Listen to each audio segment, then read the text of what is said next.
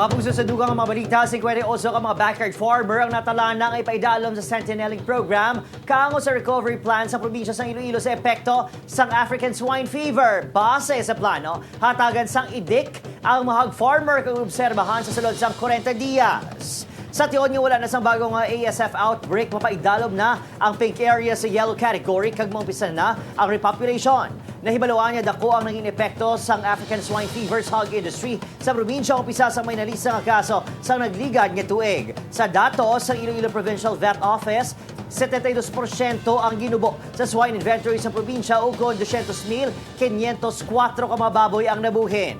Ang Sentinelling Program ang pondohan sang Department of Agriculture. Dapat wala siyang kaso ang inang areas for 40 days. May ara sila biosecurity measures, may ara sila ordinansa, may ara sila mga list sa mga farmers nga registered sa RSBSA. Kag ang pinakaginapangayo naman is dapat may biosecurity measures. So kung ma-upgrade nato nina ito from red to pink, now we can start Sentinelling program.